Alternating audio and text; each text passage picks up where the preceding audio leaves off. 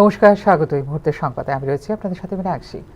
নিজে ছিলেন ফুটবলার, জীবনে গুরুত্বপূর্ণ সময় অতিবাহিত করেছেন রাজ্যের ফুটবলকে সমৃদ্ধ করতে। জীবনের শেষ পর্যায়ে এসে এবার মাফিয়া হুমকির মুখে এই প্রাক্তন ফুটবলার। প্রেক্ষিতে মুখ্যমন্ত্রীর কাছে করলেন সাহায্য প্রার্থনা। মাফিয়া হুমকির মুখে রাজ্যের প্রাক্তন ফুটবলার ও তার পরিবার। প্রেক্ষিতে মুখ্যমন্ত্রীর কাছে চাইলেন সাহায্য সোনামুড়া মহকুমার এনসি নগরের বাসিন্দা গোলাম মোস্তফা। জীবনের গুরুত্বপূর্ণ সময় দিয়েছেন রাজ্যের ফুটবলকে সমৃদ্ধ করতে, করেছেন রাজ্যের প্রতিনিধিত্ব। এই ফুটবলারই এখন জমি মাফিয়া হুমকির মুখে। নিজের বাস্তু ভিটা বিক্রি করে পরিবার প্রতিপালন করতে গিয়ে হুমকির মুখে পড়েছেন রাজ্যের প্রাক্তন এই ফুটবলার। জমি মাফিয়াদের হুমকির মুখে থানায় মামলাও দায়ের করেছেন গোলাম মোস্তফা। গোলাম মোস্তফা প্রাক্তন ফুটবলার, ত্রিপুরা রাজ্যের ইন্টারন্যাশনাল প্রাক্তন ফুটবলার। আমার বাড়ি এনসিনগর, এখন থাকি সোনামুড়ার মসজিদের পাশে ভাড়া থাকি, আর নিজের এখানে নিজস্ব দোকান। আর আমার জমি জায়গা আছে সোনামুড়ার ব্রিজ পাড়িয়ে যে বেজিমারা পঞ্চায়েতে।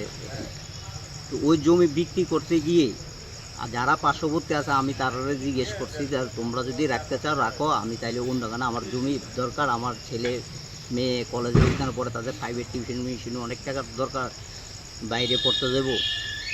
তারা কিন্তু কইতেছে রাখতো না। যখনই যেই মাত্র আমি অন্য গানে কোনো কাস্টমার দেখাইতে যাই, আবার কাস্টমারে তারা বকাবকি করে। আর পোয়াতে আমার কালকার রাত্রে হুমকি দিছে আরিফ আর বিলকিস বেগম, আরিফের মা, যে যদি জমির কাছে আর কোনোদিন যাও তাহলে আমারে চিনি দিয়ে কুফাইব, গুল্লি করব। আমার ছেলে মেয়ে যে কলেজে পড়ে, কলেজে হাইজেক করে লয়ে যাবো গা। এটা আরিফ। আমার বাড়ি ঘরের ভিতরে অনেক ভীষণ টেনশনের মধ্যে আছে, আমি নিজেও টেনশনে আছি। কারণ জমি জামা নিয়ে এরা তো চারিদিক দিয়ে দেখি আমরা মোবাইলে এক ভাই আরেকবারে মাইরেলায়, এই জন্য ওই জন্য মাইরেলায়। তো ওই সব চিন্তা ভাবনা আমার ফ্যামিলি অবধি করে মানে ঘুম নাই। এখন আমি ফুটবলে 18 বার ত্রিপুরাকে নেতৃত্ব দিয়েছেন গোলাম মোস্তফা। রাজ্যের প্রথম সারির ফুটবল ক্লাব লাল বাহাদুর, শরৎ সংঘ ইত্যাদি ক্লাবের ফুটবল টিমের নেতৃত্ব দিয়েছেন বছরের পর বছর। কিন্তু জমি মাফিয়ার হুমকির মুখে অসহায় হয়ে পড়েছেন গোলাম মোস্তফা। প্রেক্ষিতে এই পরিস্থিতিতে প্রাক্তন ফুটবলার তথা মুখ্যমন্ত্রীর কাছে সাহায্য প্রার্থনা করেছেন গোলাম মোস্তফা। আমার প্রিয় ত্রিপুরা রাজ্যের মানিক শাহ মুখ্যমন্ত্রীর কাছে যা আমি আবেদন করতে আসি যে আমি ফুটবলার হিসাবে ত্রিপুরা রাজ্যে 18 বার আমি ন্যাশনাল করেছি, ত্রিপুরার হয়ে পার্টিসিপেট করেছি অন্য অন্য রাজ্যে। আর লাল বাহাদুর, শরীর সংঘ, জুয়েল সব ক্লাবেরই আমি ক্যাপ্টেন ছিলাম আগরতলা।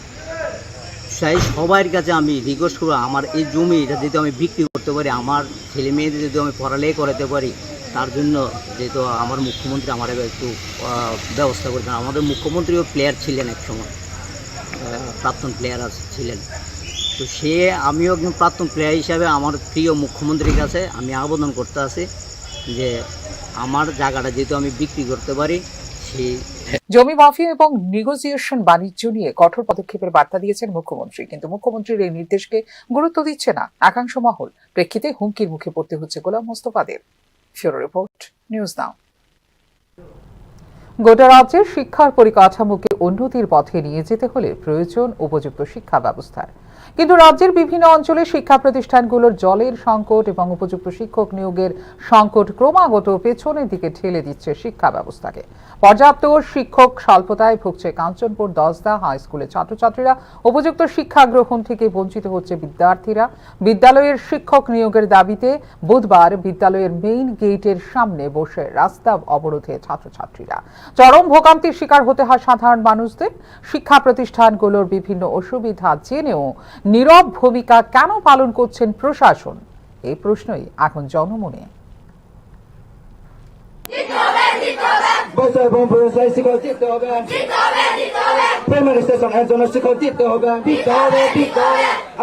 আমাদের বিদ্যালয়ে আরো সাইকেল দিতে হবে।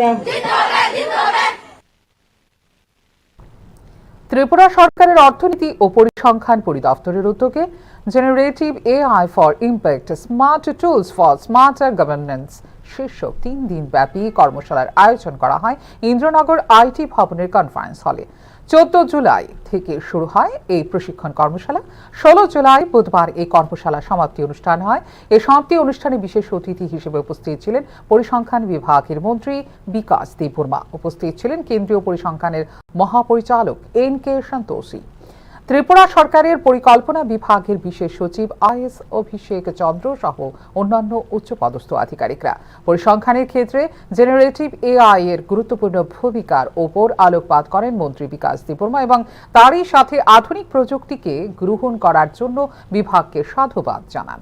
কর্মশালায় অংশগ্রহণকারী কর্মকর্তাদের হাতে শংসাপত্র তুলে দেন মন্ত্রী বিকাশ দেববর্মা। ইতিমধ্যে অনেক প্রকল্প হাতে নিয়েছেন, যেমন মোবাইল আপলোড, সরকারি ডাটা ডিজিটাল ফর্ম সংস্করণ, এসডিজি সম্পর্কিত তথ্য ব্যবস্থাপনা আর এআই এর দ্বারা অটোমেটিক রিপোর্ট তৈরি করা। আমাদের উদ্দেশ্য হলো এআই ব্যবহারকে সরকারি কাজে আরও বেশি করে যুক্ত করা, যাতে আমাদের প্রশাসন আরও দ্রুত তথ্য আরও মানুষের উপকার লাগে। ডাক্তার রেশমি আমাকে এখনকার মতো এই মুহূর্তে সংবাদ এই পর্যন্ত। ওনারা আপডেটস দেখার জন্য অবশ্যই নজর রাখতে হবে নিউজ নেওয়ার পর্দায়। নমস্কার।